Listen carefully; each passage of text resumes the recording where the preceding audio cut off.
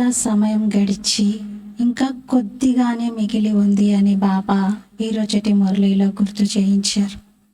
మమ్మ ప్రతి గడియను అంతిమ గడియగా భావించాలి అని చెప్పేవారు.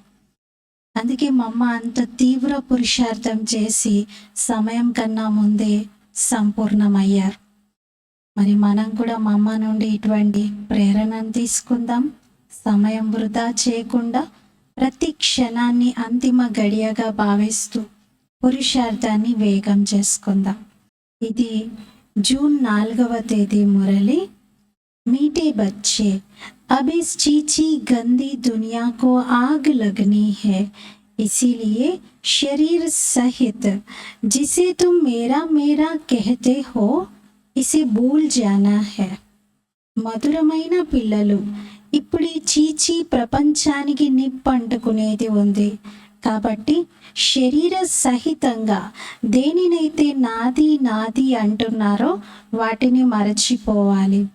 ఇస్సే దిల్ నహీ లగానీ హై, దీనితో మనసు పెట్టుకోకూడదు. మధురమైన పిల్లలు, ఇప్పుడు ఈ చీచీ చెడ్డ ప్రపంచానికి నిప్పంటుకునేది ఉంది. కాబట్టి శరీర సహితంగా దేనినైతే నాది నాది నావి నావి అనుకుంటున్నారో వాటన్నింటినీ మరచిపోవాలి. వీటితో మనస్సును జోడించకూడదు. ఇంకా పూర్తి అనంతమైన వైరాగ్యం వచ్చేసేయాలి. ఇంకా అన్ని కళ్ళ ముందే కాలిపోయేది ఉంది శరీర సహితంగా. ప్రశ్న: బాప్ తుమ్హే ఇస్ దుఃఖ్ ధామ్ సే నఫరత్ క్యూ దిలాతే హై? బాబా మీకు ఈ దుఃఖధామంతో ద్వేషం ఎందుకు కలిగిస్తున్నారు? జవాబు: క్యూంకి తుమ్హే శాంతిధామ్ సుఖధామ్ జానా హై. ఎందుకంటే మీరు శాంతిధామం సుఖధామానికి వెళ్ళేది ఉంది. ఇస్ గందీ దునియా మే అబ్ రెహనా హీ నహీ హై. ఈ చెడ్డ ప్రపంచంలో ఇప్పుడు ఇంకా ఉండేదే లేదు. తుమ్ జాన్తే హో ఆత్మ శరీర్ సే అలగ్ హోకర్ ఘర్ జాయేగి. మీకు తెలుసు కదా, ఆత్మ శరీరం నుండి వేరైపోయి ఇంటికి వెళ్తుంది. ఇసిలియే ఇస్ శరీర్ కు క్యా దేఖ్నా. అందుకే ఈ శరీరాన్ని చూసేదేముంటుంది? కిసీకే నామ్ రూప్ తరఫ్ బి బుద్ధి నా జాయ్. ఎవరి నామరూపాల వైపు కూడా బుద్ధి వెళ్ళకూడదు. గందే ఖ్యాలాత్ బి ఆతే హై తో పత భ్రష్ట్ హో జాయేగా. చెడ్డ ఆలోచనలు వచ్చినప్పుడు పదవి భ్రష్టమైపోతుంది. శాంతిధామం సుఖధామానికి వెళ్ళాలి. కాబట్టి బాబా ఈ ప్రపంచంతో మనకి ద్వేషం కలిగేలాగా చెప్తున్నారు. ఈ చెడ్డ ప్రపంచంలో ఇంకా ఉండేది లేదు. ఈ ప్రపంచంలో శరీరం నుండి కూడా మీరు వేరై మీ ఇంటికి వెళ్ళాలి. ఈ శరీరం కూడా మీ తోడుగా వచ్చేది లేదు. కాబట్టి ఈ శరీరాలను చూసేది ఏముంది? ఇవి వినాశీ కదా. అవినాశీ ఆత్మ ఇంటికి వెళ్తుంది. మరి నామరూపాల వైపు బుద్ధి వెళ్ళకూడదు. చెడు ఆలోచనలు ఒకవేళ కలిగాయి అంటే పదవి భ్రష్టం అయిపోతుంది. కల్పం కోసం పదవి భ్రష్టం అయిపోతుంది. చెడు ఆలోచనలు ఒకవేళ వచ్చాయి అంటే పదవి భ్రష్టం అయిపోతుంది కల్పం కోసం. ఓం శాంతి. శివ్ బాబా తన పిల్లలతో అంటే ఆత్మలతో మాట్లాడుతున్నారు. ఆత్మనే వింటుంది. స్వయాన్ని ఆత్మగా నిశ్చయం చేసుకోవాలి. నిశ్చయం చేసుకొని తర్వాత ఇది అర్థం చేయించాలి. తండ్రే స్వయంగా వచ్చారు, వారు మనందరినీ తీసుకెళ్తున్నారు అని. దుఃఖం యొక్క బంధనాల నుండి విడిపించి సుఖం యొక్క సంబంధాల్లోకి తీసుకెళ్లేందుకే బాబా వచ్చారు. సుఖ సంబంధంలో దుఃఖం యొక్క బంధనం అనేది ఉండదు. సంబంధము అని సుఖాన్ని, బంధనము అని దుఃఖాన్ని అంటారు. ఇప్పుడు ఇక్కడైతే ఎవరి నామరూపాల వైపు మీ మనస్సును జోడించకూడదు. మీరే ఇంటికి వెళ్ళేందుకు సిద్ధం అవ్వాలి. ఇంకా ఇక్కడున్నటువంటి వస్తువులతో మోహం పెట్టుకోవడం, కోరిక పెట్టుకోవడం అస్సలు ఉండకూడదు. అనంతమైన తండ్రి వచ్చారు సర్వ ఆత్మలను తీసుకొని వెళ్ళేందుకు. కాబట్టి ఇక్కడున్న దేనితోనూ మీ మనసును పెట్టుకోకూడదు. ఇక్కడ ఉన్నవన్నీ కూడా చీచీ బంధనాలు. మీకు అర్థమవుతుంది కదా. మేమిప్పుడు పవిత్రంగా అయ్యాము, కాబట్టి మా శరీరాన్ని ఎవ్వరు కూడా తాకటానికి లేదు, చెడు ఆలోచనలతో ఎవ్వరు మమ్మల్ని ముట్టుకోలేరు అని మీకు అనిపిస్తుంది. ఆ ఆలోచనలే తొలగిపోయాయి. పవిత్రంగా అవ్వకుంటే మరి తిరిగి ఇంటికి కూడా వెళ్ళలేరు, శిక్షలు పొందాల్సి వస్తుంది. ఒకవేళ పరివర్తన చెందకపోతే శిక్షలు తప్పవు. ఈ సమయంలో ఆత్మలందరూ పరివర్తన చెందకుండా ఉన్నారు. శరీరాలన్నీ కూడా చీచీగా ఉన్నాయి, చీచీ పనులే చేస్తూ ఉన్నాయి. చీచీ దేహదారులతోనే మనసును జోడించుకుంటున్నారు. బాబా పిల్లలకు ద్వేషం కలగాలి అని చెప్పి ఇలా చీచీ అనే పదం వాడుతున్నారు. బాబా వచ్చి అర్థం చేయిస్తున్నారు, ఇక్కడ ఉన్నదంతా కూడా ఏంటి, ఈ ప్రపంచంలో శరీరాలు ఇవన్నీ కూడా అసలు బాబా అంటారు, ఒక్కసారి శరీరం యొక్క ఒక లేయర్ని తీయండి, దేనితో అయితే మీరు అంతగా ఆకర్షితం అవుతూ ఉన్నారో ఆ శరీరంలో ఒక లేయర్ తీసినా కూడా మీరు దాన్ని చూడలేరు, అంత డర్టీగా ఉంటుంది అది. కేవలం పైన పూత పూసినట్టు కవరింగ్ అది, కానీ దానిని చూసి మీరు ఆకర్షితం అవ్వకూడదు. చెడు ఆలోచనలను ఇంకా విడిచిపెట్టండి అంటారు. ఆత్మ శరీరం నుండి వేరై ఇంటికి వెళ్ళాలి. ఇదైతే చాలా చీచీ చెడ్డ ప్రపంచం, దీనిలో అయితే మనం ఉండేదే లేదు. ఇప్పుడు చీచీ దేహదారులతో మనసును జోడించుకొని ఉన్నారు. బాబా వచ్చి చెప్తున్నారు, అన్ని రకాల చెడు ఆలోచనలను వదిలిపెట్టండి అని. ప్రపంచంలో కూడా దేహంతో వైరాగ్యం కలగకూడదు అని వాళ్ళు ఏమంటారు, దేహం యొక్క ఒక పొరను తీసి చూడండి ఎలా ఉంటుందో, ఆ దేహానికి ఎందుకు మోహితం అవుతున్నారు, దానిపైన ఎందుకు ఆకర్షితం అవుతున్నారు అని. ఈ ఆకర్షణ భగవంతుడి వైపు పెట్టుకోండి అంటూ భక్తులు ఎంతో మంది అలా రియలైజ్ చేయించారు. వాళ్ళు కూడా దేహం నశ్వరమైనది, దేహం పైన ఆకర్షితం అవ్వకూడదు అని చెప్తూ వచ్చారు. మరి జ్ఞానిలైనటువంటి మనకు ఆత్మ జ్ఞానం ఉంది, మన ఇంటి జ్ఞానం ఉంది, పరమాత్మ తండ్రి యొక్క జ్ఞానం ఉంది. మనం ఇంకెంత మంచి స్థితిలో ఉండాలి. మనకైతే అస్సలు దేహం పైన ఆకర్షణ కలగకూడదు. ఆత్మ శరీరం నుండి వేరై ఇంటికి వెళ్ళాలి. మరి ఇదైతే చాలా చీచీ చెడ్డ ప్రపంచం, ఇంకా దీంట్లో మనం ఉండేదే లేదు. ఎవరిని చూడాలి అని మనసు లాగకూడదు. ఇప్పుడు బాబా స్వర్గానికి తీసుకెళ్లేందుకు వచ్చారు. బాబా అంటారు, పిల్లలు స్వయాన్ని ఆత్మగా భావించండి, పవిత్రంగా ఉండటానికి తండ్రిని జ్ఞాపకం చేయండి. ఏ దేహదారి వైపు మీరు బుద్ధిని జోడించకండి. పూర్తిగా మమత్వం తొలగిపోవాలి. స్త్రీ పురుషుల మధ్య చాలా ప్రేమ ఉంటుంది, ఒకరినొకరు విడిచి ఉండలేకపోతారు. కానీ బాబా ఇప్పుడు స్త్రీ పురుష అనే బాణానికి కూడా దూరంగా, అన్నిటికీ అతీతంగా స్వయాన్ని బాయి ఆత్మగా భావించండి అంటున్నారు. చెడు ఆలోచనలు అనేవి అస్సలు ఉండకూడదు. బాబా అర్థం చేయిస్తారు, ఇప్పుడైతే ఇదంతా వేశ్యాలయంగా ఉంది, వికారాల కారణంగానే ఆది మధ్యాంతం దుఃఖాన్ని పొందుతూ వచ్చారు. బాబా చాలా ద్వేషం కలిగిస్తూ ఉన్నారు. ఇప్పుడు మీరు స్టీమర్లో కూర్చున్నారు ఇంటికి వెళ్ళడానికి. ఆత్మకు అర్థమవుతుంది, నేనైతే తిరిగి వెళ్తున్నాను నా తండ్రి దగ్గరికి అని. మరి మొత్తం పాత ప్రపంచంతో వైరాగ్యం ఉండాలి. ఈ చీచీ ప్రపంచం, నరకం, ఈ వేశ్యాలయంలో మనం ఇంకా ఉండేదే లేదు. మరి విషం కోసం చెడు ఆలోచనలు రావటం కూడా చాలా తప్పే కదా, చాలా చెడ్డ పని అది. పదవి కూడా భ్రష్టమైపోతుంది.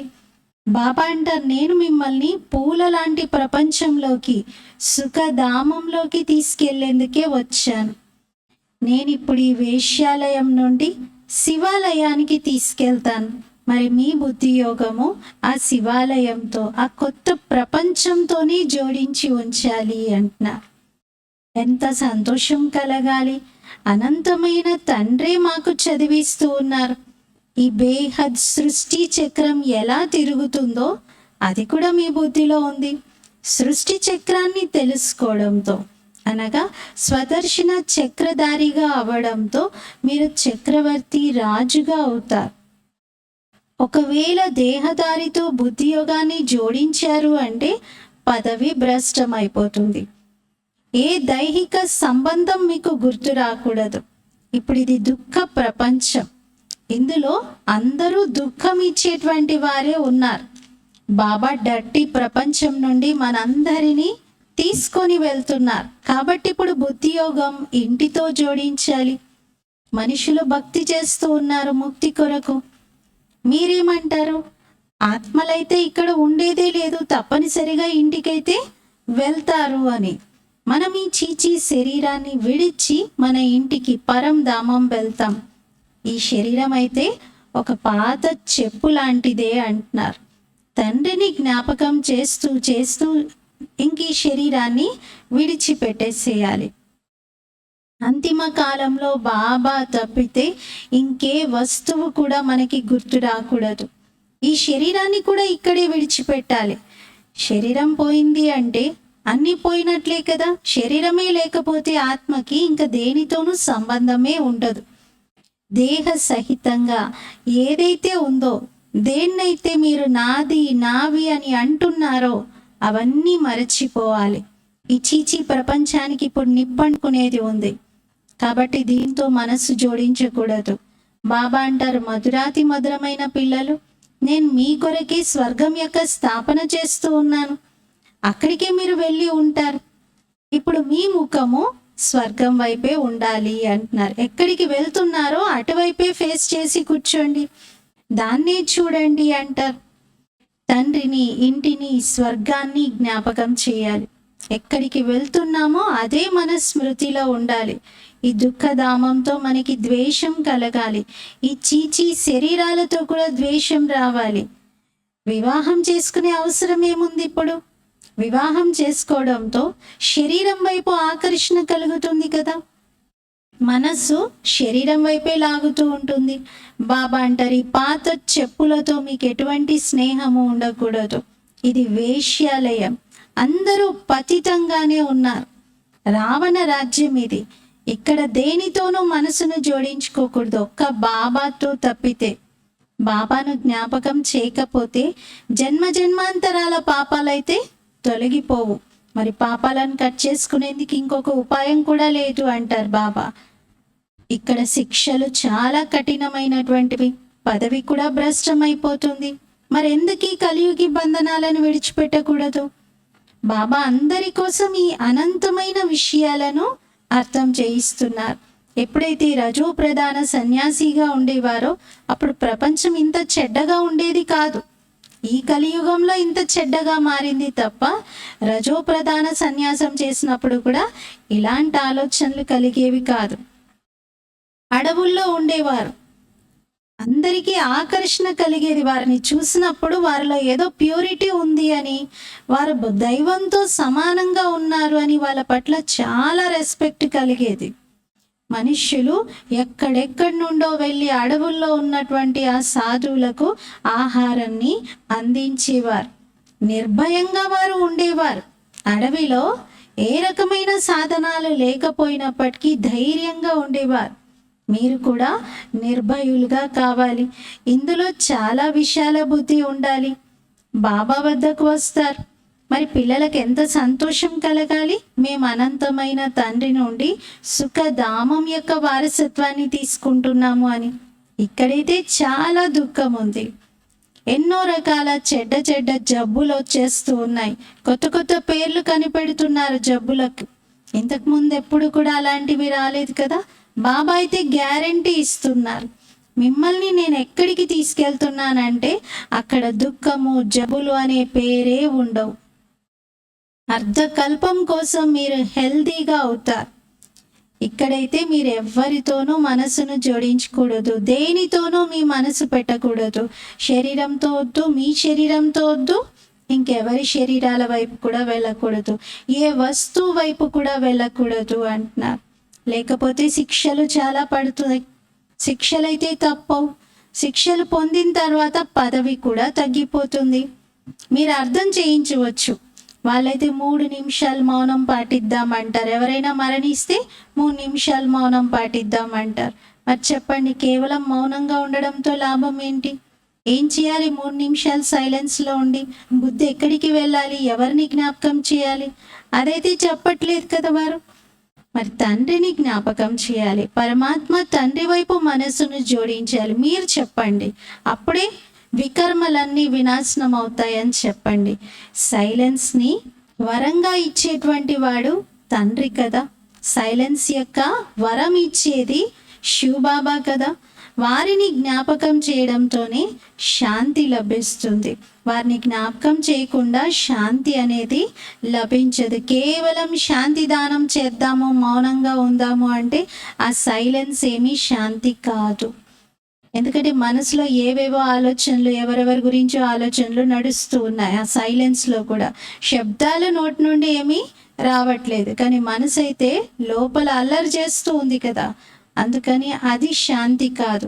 కానీ ఆ స్థానంలో మీరు ఒకవేళ పరమాత్మతో మనసును జోడిస్తే తప్పకుండా శాంతి సాగరుడైన పరమాత్మ నుండి శాంతి దానం జరుగుతూ ఆ ఆత్మకి కూడా అది చేరుతుంది. మీ వికర్మలు కూడా వినాశనం అవుతాయి. వారిని తప్పనిసరిగా జ్ఞాపకం చేయాలి, అప్పుడే వారసత్వం లభిస్తుంది. టీచర్స్కి కూడా ఈ పాఠం తప్పనిసరిగా నేర్పించాలి. అందరూ నిలబడాలి, ఇంకా అందరూ చెప్పాలి. బాబా అంటున్నారు, మిమ్మల్ని ప్రత్యేకంగా ఒక్కొక్కరికి బొట్టు పెట్టి మీరు చెప్పండి చెప్పండి అని చెప్పే అవసరం ఏర్పడకూడదు. అందరూ సేవలో ముందుకు వెళ్ళాలి అంటున్నారు. బాబా పిల్లలుగా అయ్యారు కాబట్టి మరి పొట్ట కోసం అయితే మీకు ఏదో ఒకటి తినడానికి బాబా పెడతారు. మీరు ఎప్పుడు ఖాళీ కడుపుతో ఉండరు. శరీర నిర్వహణ కోసం మీకు తప్పకుండా లభిస్తుంది. ఏ విధంగా వేదాంతి బచ్చి ఉన్నారు. మరి వేదాంతి బెహన్ని గుర్తు చేస్తున్నారు బాబా. వారు పరీక్ష రాసి వచ్చారు. దాంట్లో ఒక పాయింట్ వచ్చింది, గీతా భగవంతుడు ఎవరు అని. మరి వారు పరంపిత పరమాత్మ శివుడు అని రాశారు. దాంతో వారిని ఆ పరీక్షలో ఫెయిల్ చేశారు. ఎవరైతే శ్రీకృష్ణుని పేరును రాశారో వారిని పాస్ చేశారు. బచ్చి అయితే సత్యమే రాసింది, కానీ అది ఎవరైతే పరీక్ష పేపర్ని దిద్దుతున్నారో వాళ్ళకి తెలియదు కదా. తెలియని కారణంగా వారు దాన్ని తప్పని చెప్పేసి ఫెయిల్ చేశారు. మరి పోరాడాల్సి వస్తుంది ఈ విషయంలో అంటున్నారు. నేను సత్యమే రాశాను అని అక్కడ వారికి నిరూపించాలి కూడా అంటున్నారు. గీతా భగవంతుడైతే నిరాకారుడైన పరంపిత పరమాత్మయే. శ్రీకృష్ణుడైతే దేహదారి కదా. మరి దేహదారి ఎలా పరమాత్మ కాగలుగుతారు? శ్రీకృష్ణ పరమాత్మ అంటారు కదా. మరి దేహదారిని పరమాత్మ అని అనకూడదు కదా. దేహదారి దేవాత్మ అవుతారు, పరమాత్మ ఎలా అవుతారు? కానీ బచ్చి హృదయంలో మాత్రం ఈ ఆత్మిక సేవలోనే నిమగ్నం అవ్వాలి అని ఉంది కాబట్టి ఆ చదువుని ఇంకా వదిలేస్తారు. ఇంకా దానిలో పాస్ అయినా ఫెయిల్ అయినా దాంతో సంబంధం లేదు అని చెప్పేసి ఇంకా అలా వాదించి ఆర్గ్యూ చేస్తూ వాళ్ళకి వివరించి నేను పాస్ అవ్వాలి, మళ్ళీ దాన్ని రైట్ అని నిరూపించుకోవాలి, ఇలాంటివి ఏమీ చేయలేదు. మీకు తెలిసి ఇప్పుడు తండ్రిని జ్ఞాపకం చేస్తూ చేస్తూ మీరు ఈ శరీరాన్ని విడిచిపెట్టి సైలెన్స్ ప్రపంచంలోకి వెళ్ళాలి. స్మృతి చేయడంతో హెల్త్ వెల్త్ రెండు లభిస్తాయి. భారతదేశంలో పీస్ ప్రాస్పెరిటీ ఉండేవి. మరి ఇటువంటి విషయాలను మీరు కుమారీలు కన్యలే కూర్చోబెట్టి ఇతరులకి అర్థం చేయించండి. అప్పుడు మీ పేరు బాగా ప్రసిద్ధమవుతుంది. ఒకవేళ ఎవరైనా మిమ్మల్ని ఎదిరిస్తే మీరు నియమానుసారంగా పోరాడండి. ఎదుర్కొనే శక్తిని కూడా బాబా పిల్లల్లో ఇచ్చారు. పెద్ద పెద్ద ఆఫీసర్స్ దగ్గరికి కూడా మీరు వెళ్ళండి. ఏం చేస్తారు? మీరేమి ఆకలితో అయితే మరణించరు కదా అంటున్నారు. అరటిపండు, పెరుగు, రొట్టె ఇవైతే మీరు తినవచ్చు. మనుషులు పొట్ట కోసం ఎన్ని పాపాలు చేస్తూ ఉంటారు.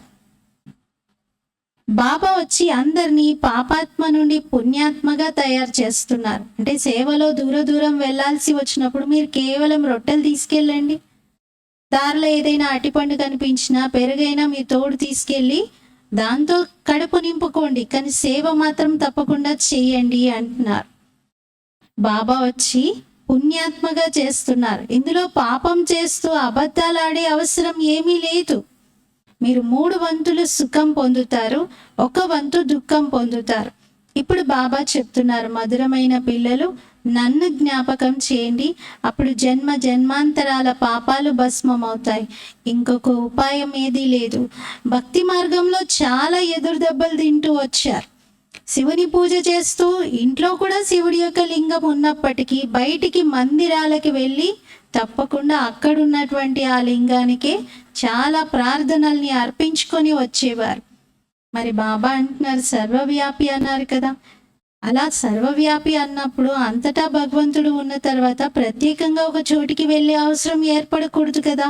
కానీ మళ్ళీ తప్పకుండా తీర్థయాత్ర చేయాలి అంటారు. ఇక్కడైతే మీకు తండ్రి లభించారు. మీరు చిత్రం పెట్టుకునే అవసరం కూడా ఏమీ లేదు. బాబా గురించి మీకు తెలుసు కదా, తండ్రి ఎవరో అర్థమైంది కదా. వారే మాకు అనంతమైన తండ్రి.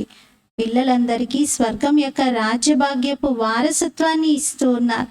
మరి మీరు ఇక్కడికి వచ్చింది తండ్రి నుండి వారసత్వాన్ని తీసుకునేందుకు. ఇక్కడైతే శాస్త్రాలు చదివే విషయం ఏమీ లేదు, కేవలం తండ్రిని జ్ఞాపకం చేయాలి. బాబా బస్ హమాయికి ఆయే, బాబా ఇంకా మేము మీ దగ్గరికి వచ్చేసినట్లే అంట. మీరైతే ఇంటిని వదిలి ఎంత సమయమైంది, గుర్తొస్తుందా అసలు పరంధామం ఇల్లు? సుఖధామాన్ని విడిచి కూడా 63 జన్మలైపోయింది. ఇప్పుడు బాబా అంటారు శాంతిధామం సుఖధామానికి పదండి, ఈ దుఃఖధామాన్ని మరిచిపోండి, ఇంకా పదండి, ఇంకా వెళ్ళేదే ఉంది అంటున్నారు. శాంతిధామం సుఖధామమే మీకు గుర్తు రావాలి. ఇందులో ఎటువంటి డిఫికల్టీ విషయమే లేదు. శివబాబా ఏమైనా శాస్త్రాలు చదవండి అంటున్నారా? వాటి అవసరమే లేదు. ఈ బ్రహ్మ అయితే చాలా చదివారు. గతంలో శివబాబాను పొందక ముందు బ్రహ్మబాబా అన్ని శాస్త్రాలు చదివారు. మీకైతే ఇప్పుడు శివబాబానే అన్నిటి సారం అర్థం చేయిస్తున్నారు, అన్నీ చదివిస్తున్నారు. ఈ బ్రహ్మ కూడా చదివించగలుగుతాడు. కానీ మీరు సదా శివబాబానే వినిపిస్తున్నారు అనుకోండి. వారిని జ్ఞాపకం చేస్తే వికర్మలు వినాశనం అవుతాయి. మధ్యలో ఇతను కూడా ఉన్నారు. ఇప్పుడు బాబా చెప్తున్నారు, పిల్లలు సమయం కొద్దిగానే ఉంది, ఎక్కువగా లేదు. ఎప్పుడు కూడా నా అదృష్టంలో ఏది ఉంటే అదే దొరుకుతుందిలే అనే ఆలోచన చేయకండి. స్కూల్లో పిల్లలు చదువుకునే పురుషార్థం చేస్తారు కదా, ఊరికే నా అదృష్టంలో ఏది ఉంటే అదే దొరుకుతుంది అనుకోరు కదా. మరి ఇక్కడ కూడా మీరు చదువుకుంటున్నారు. ఇక్కడ మీరు చదువుకోనట్లయితే జన్మ జన్మాంతరాల కోసం ఉద్యోగం చేస్తూ చాకిరీ చేస్తూ సేవకుడిగానే అవ్వాల్సి వస్తుంది. రాజ్యం అయితే దొరకదు. ఇంకా ఏదో అంతిమంలో ఇంకా మీ తలపైన ఒక కిరీటం వచ్చేస్తుందేమో, అది కూడా త్రేతాయుగం చివర్లో. కానీ ముఖ్యమైన విషయం, పవిత్రంగా ఇతరులను కూడా తయారు చేయాలి. సత్యనారాయణుని యొక్క సత్యమైన కథను వినిపించాలి. ఇది చాలా సహజం. ఇద్దరు తండ్రులు, హద్దు తండ్రి మరియు బేహద్ తండ్రి యొక్క పరిచయం ఇవ్వాలి. హద్దు తండ్రి నుండి హద్దు వారసత్వం లభిస్తుంది, అనంతమైన తండ్రి నుండి అనంతమైన వారసత్వం. అనంతమైన తండ్రిని జ్ఞాపకం చేయండి, ఇలా దేవతగా అవుతారు. కానీ దీనిలో కూడా ఉన్నతమైన పదవిని పొందాలి. పదవిని పొందడానికి ఎన్ని రకాల పాటలు పడుతూ ఉంటారు. ఇప్పుడు చూడండి, ఈరోజు అందరూ ఎన్ని రకాలుగా కష్టపడ్డాము అని గుర్తు తెచ్చుకుంటుంటారు కదా. రిజల్ట్ వచ్చేసింది, ఈ పదవి పొందడానికి నేను ఇంత శ్రమ చేశాను, ఇన్ని రకాలుగా కష్టపడ్డాను అంటారు. అంతిమ సమయంలో ఒక దేశం ఇంకొక దేశానికి బాంబుల సహాయం కూడా చేసుకుంటుంది అంటున్నారు. ఇన్ని రకాల ధర్మాలు ఇంతకుముందు ఉండేవా? లేనే లేవు కదా. మీరు రాజ్యం చేస్తున్నప్పుడు మీదైతే ఒకటే ధర్మం ఉండేది. ఇప్పుడు మీరు అందరిపైన దయ చూపించాలి. తక్కువలో తక్కువ ఉన్నత పదవినైనా పొందాలి కదా. మీరు రాజ్యం చేసేవారు కావున తనపైన తను దయ చూపించుకోవాలి కదా. తక్కువలో తక్కువ నేను ఒక ఉన్నత పదవినైనా పొందాలి అని పురుషార్థం చెయ్యాలి కదా. పిల్లల్లో 8 రత్నాలే ఫుల్ పాస్ విత్ ఆనర్గా అవుతారు. బచ్చియా 8 ఆనా భీ దేతీ హే, హమారీ ఏక్ ఈంట్ లగా దేనా. పిల్లలు కొందరు చాలా తపనతో 8 అనాలు ఇస్తారు, అంటే ₹1/2. 8 అనాలు కూడా బాబాకి ఇచ్చి, బాబా నా పేరుతో ఒక్క ఇటుకైనా పెట్టండి అంటారు. బాబా యజ్ఞంలో ఆ సమయంలో ట్రైనింగ్ సెక్షన్ కన్స్ట్రక్షన్ నడుస్తుంది. అప్పుడు అందరూ పోస్ట్లో బాబాకి రోజు పంపించేవారు. అలా ఒకసారి ఒక మాతాజీ ₹1/2 పంపించారు.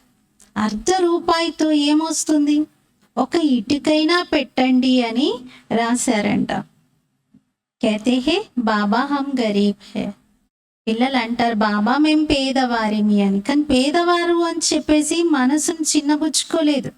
పేదవారైనా వాళ్ళ స్థాయికి తగినట్టు వాళ్ళు ఎంతో కొంత సహయోగం బాబా యజ్ఞంలో ఇచ్చారు. దాంతో వారికి ప్రాలబ్ధం తయారైంది.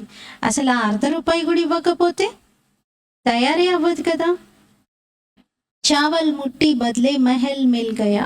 పిడికెడు అటుకులు ఇవ్వడంతో మెహల్ లభించింది. మరి సుధాముని యొక్క ఉదాహరణ విన్నారు కదా. పేదవారి వద్ద ఉన్నదే ₹1/2 కాబట్టి వాళ్ళు అదే ఇస్తారు. అంటారు బాబా మేము చాలా పేదవారిమి అని. మరి ఇప్పుడైతే మీరు సత్యమైన సంపాదన చేసుకుంటున్నారు. ఇక్కడ ఉన్నదంతా కూడా అసత్యమైన సంపాదన. దాన పుణ్యాలు ఏవైతే చేస్తారో పాపాత్ములకి ఇచ్చి పుచ్చుకుంటూ ఉంటారు. మరి పుణ్యానికి బదులుగా ఒక్కోసారి పాపం కూడా జరుగుతుంది. ఎందుకంటే మనం ఇచ్చినటువంటి ధనాన్ని వాళ్ళు చెడు కార్యంలో ఉపయోగించారంటే తప్పకుండా ఆ పాప భారంలో మనకు భాగస్వామ్యం వచ్చేస్తుంది. ధనం ఇచ్చేటువంటి వారిపైన కూడా పాపం చేరిపోతుంది. ఇలా పాపాలు చేస్తే అందరూ పాపాత్ములుగానే అవుతారు. పుణ్యాత్మగా ఉండేదైతే సత్యయుగంలో అది పుణ్యాత్మల ప్రపంచం. దాన్ని బాబానే తయారు చేస్తారు. పాపాత్మగా చేసేది రావణుడు, చెడ్డగా తయారు చేస్తాడు. ఇప్పుడు బాబా అన్నారు చెడ్డ కర్మలు చేయకండి, కొత్త ప్రపంచంలో చెడే ఉండదు. పేరే స్వర్గం. ఇంకెలా ఉంటుందో ఊహించుకోండి. స్వర్గం అనగానే మీ నోట్లో నీళ్లు రాలి అంటున్నారు. దేవతగా అవుతున్నారు మీరు. అందుకే మీ జ్ఞాపకార్థాలు కూడా ఉన్నాయి. ఆత్మ అవినాశి. ఎన్ని రకాలుగా యాక్టర్స్ ఉన్నారు. ఎక్కడో ఒక చోట కూర్చొని ఉంటారు కదా పాత్ర వహించడానికైతే ఆత్మ తప్పకుండా రావాల్సిందే. ఇప్పుడు కలియుగంలో ఎంతమంది మనుష్యులు ఉన్నారు. దేవీ దేవతల రాజ్యం అయితే లేదు ఇక్కడ. ఎవరికైనా అర్థం చేయించడం చాలా సహజం. ఒకే ధర్మం యొక్క స్థాపన ఇప్పుడు జరుగుతూ ఉంది. మిగతా అన్ని ధర్మాల స్థాపన ద్వాపర యుగం నుండి మొదలవుతుంది. ఒకే ధర్మం యొక్క స్థాపన ఇప్పుడు జరుగుతుంది. మిగతావన్నీ వినాశనం అవుతాయి. ఎప్పుడైతే మీరు స్వర్గంలో ఉండేవారో అప్పుడు ఇంకొక ధర్మమే లేదు. చిత్రంలో రామునికి బాణాన్ని ఇచ్చేశారు, బాణం గుర్తు చూపించేశారు. కానీ అక్కడ బాణాల విషయం అయితే ఉండనే ఉండదు. అక్కడ విల్లు బాణం పట్టుకునే అవసరం ఏర్పడదు. ఇది మీరు అర్థం చేసుకుంటున్నారు. ఎవరైతే సర్వీస్ చేస్తారో, కల్ప క్రితం ఎవరైతే చేశారో వారే ఇప్పుడు కూడా చేయగలుగుతారు. ఎవరైతే బాగా సేవ చేస్తూ ఉన్నారో వారికి బాబా యొక్క ప్రేమ కూడా బాగా లభిస్తుంది. లౌకిక తండ్రికి ఎవరైతే పిల్లలు మంచి రీతిగా చదువుకుంటారో వారిపైన తండ్రికి ప్రేమ అధికంగా ఉంటుంది కదా. ఎవరైతే ఎప్పుడు చూసినా పోట్లాడుకుంటూ గొడవ పెడుతూ ఉంటారో అలాంటి పిల్లలంటే తండ్రికి ప్రేమ ఉండదు కదా. సర్వీస్ చేసే పిల్లలంటే తండ్రికి చాలా ప్రియంగా అనిపిస్తారు. ఒక కథ ఉంది, 2 పిల్లలు పోట్లాడుకున్నాయి అని. అలాగే ఆ కథ మాదిరిగానే ఇప్పుడు వెన్న కృష్ణుడికి లభిస్తుంది అంటున్నారు. మొత్తం విశ్వం యొక్క రాజ్య భాగ్యం అనే వెన్న కృష్ణుడికి లభిస్తుంది. పరస్పర దేశాలు పోట్లాడుకుంటాయి కానీ వెన్న లభించేది మాత్రం ఇక్కడ భారతదేశానికి. ఇప్పుడు మీరు తప్పులు చేయకూడదు, చీచీగా అవ్వకూడదు. ఈ చీచీ పనుల వెనక మీ రాజ్య పదవిని పోగొట్టుకోకండి అంటున్నారు. బాబా అయితే డైరెక్షన్ ఇస్తున్నారు. మీరు జ్ఞాపకం చేయకపోతే పాప భారం చేరుతుంది, పాపాల భారం ఇంకా ఇంకా పెరుగుతుంది, ఇంకా శిక్షలు కూడా పెరుగుతాయి. చాలా ఎక్కి ఎక్కి ఏడుస్తూ ఉంటారు. అప్పుడు ఇంకేం చేయలేరు. ఇంకా క్షమించమని కోరినా కూడా అక్కడ క్షమించడానికి ఏమీ ఉండదు. 21 జన్మల రాజ్య భాగ్యం మీకు లభిస్తూ ఉంటే ఇప్పుడు పొరపాట్లు చేయకండి. ఇప్పుడు క్షణికమైనటువంటి ఆవేశానికి లోనై లేదా క్షణికమైనటువంటి ఆకర్షణకు గురై తప్పులు చేయకండి. ఇందులో ఫెయిల్ అయ్యారంటే బాగా ఏడవాల్సి వస్తుంది. బాబా చెప్తూ ఉంటారు కదా, అటు తల్లిగారింటిని కాదు అత్తవారింటిని కాదు. మీరు జ్ఞాపకం చేయాల్సింది భవిష్యత్తులో మీరు ఎక్కడికైతే వెళ్తున్నారో ఆ కొత్త ప్రపంచాన్ని అంటున్నారు. బాబా అర్థం చేయిస్తున్నారు, పిల్లలు ఎవరిని చూసి మోహితులుగా అవ్వకూడదు. కొందరిని చూసి అలా ఆశ్చర్యపోయి వారి ఆకర్షణలో ఇంకా అటువైపే దృష్టిని పెట్టి ఆలోచిస్తూ ఉంటారు. మీరు పుష్పాలుగా కావాలి. అలా ఎవరి దేహాన్ని చూసి ఆకర్షితం అవ్వకూడదు. దేవతలు పుష్పాలుగా ఉండేవారు, కలియుగంలో అయితే ముళ్ళుగా ఉన్నారు. ఇప్పుడు మీరు సంగం యుగంలో పుష్పంగా తయారవుతూ ఉన్నారు. మీరు ఎవరికి దుఃఖం ఇవ్వకూడదు. ఇక్కడిలా అందరికీ సుఖం ఇచ్చే విధంగా తయారవుతేనే సత్యుగంలో మీరు వెళ్ళి పుష్పాలుగా అవుతారు. అచ్చా, मीठे मीठे सिकिलते बच्चों प्रति माता पिता बाप दादा का याद प्यार और गुड मॉर्निंग। रूहानी बाप की रूहानी बच्चों को नमस्ते। हम रूहानी बच्चों की रूहानी बाप दादा को याद प्यार गुड मॉर्निंग और नमस्ते। मेरा बाबा मीठा बाबा प्यारा बाबा शुक्रिया बाबा। ధారణ కోసం ముఖ్య సారము. ఫస్ట్ పాయింట్, అంతిమ కాలంలో ఒక బాబా తప్ప ఇంకెవరూ గుర్తు రాకూడదు. దీనికోసం ఈ ప్రపంచంలోని దేనితోనూ మనస్సును జోడించకూడదు. చీచీ శరీరాలతో ప్రేమ ఉండకూడదు. కలియుగి బంధనాలను తెంచేసేయాలి. సెకండ్ పాయింట్, విశాల బుద్ధిగా నిర్భయులుగా కావాలి. పుణ్యాత్మగా అవ్వడానికి ఎలాంటి పాపం ఇప్పుడు చేయకూడదు. పొట్ట కోసం అబద్ధాలు ఆడకూడదు. పిడికెడు అటుకులు సఫలం చేసుకొని సత్యమైన సంపాదన జమ చేసుకోవాలి. తనపైన తనకు దయ ఉండాలి. నేను కనీసం ఉన్నత పదవిని పొందాలి అని స్వయం పైన స్వయం దయ చూపించుకోవాలి. బాబా ఫస్ట్ పాయింట్లో వైరాగ్యం కలిగిస్తూ రియలైజ్ చేయించారు. ఇంకేది గుర్తు రాకూడదు, దేనితో మనసు పెట్టుకోకూడదు, శరీరాలతో ప్రేమ ఉండకూడదు. కలియుగి బంధనాలని తెంచాలి అంటున్నారు. సెకండ్ పాయింట్లో బాబా గుర్తు చేయిస్తున్నారు, విశాల బుద్ధిగా నిర్భయులుగా కండి. సెకండ్ పాయింట్లో బాబా చెప్పారు, మీరు విశాల బుద్ధిగా నిర్భయులుగా అవ్వాలి. ఇప్పుడు పుణ్యాత్మగా అవ్వాలి. అయితే పొట్ట కోసం సంపాదిస్తూ అబద్ధాలు మాత్రం ఆడకండి. కేవలం ఎంత కావాలి మీకు పిడికెడు సఫలం చేసుకోండి. సత్యమైన సంపాదన వైపు అటెన్షన్ ఇవ్వండి. మీపైన మీరు దయ చూపించుకోండి అన్నారు. वरदान, परमात्मा लगन से स्वयं को व विश्व को निर्विघ्न बनाने वाले तपस्वी मूर्त भव। పరమాత్మ ప్రేమలో స్వయాన్ని విశ్వాన్ని నిర్విఘ్నంగా తయారు చేసేటువంటి తపస్వి మూర్తి భవ. పరమాత్మ ప్రేమ యొక్క తపనలో స్వయాన్ని విశ్వాన్ని నిర్విఘ్నంగా తయారు చేసేటువంటి తపస్వి మూర్తి భవ. వివరణ, एक परमात्मा लगन में रहना ही तपस्या है. ఒక్క పరమాత్మ ప్రేమ తపనలో ఉండడమే తపస్య. ఈ తపస్య బలమే స్వయాన్ని విశ్వాన్ని సదాకాలం కోసం నిర్విఘ్నంగా తయారు చేస్తుంది. నిర్విఘ్నంగా ఉండటం, నిర్విఘ్నంగా తయారు చెయ్యటం, ఇదే మీ సత్యమైన సేవ. ఇది అనేక రకాల విఘ్నాల నుండి సర్వ ఆత్మలకు ముక్తిని కలిగిస్తుంది. ఇటువంటి సేవాదారి పిల్లలు తపస్య ఆధారంతో బాబా నుండి జీవనముక్తి యొక్క వరదానాన్ని తీసుకొని ఇతరులకు కూడా ఈ వరదానాన్ని ఇప్పించడానికి నిమిత్తంగా అవుతారు.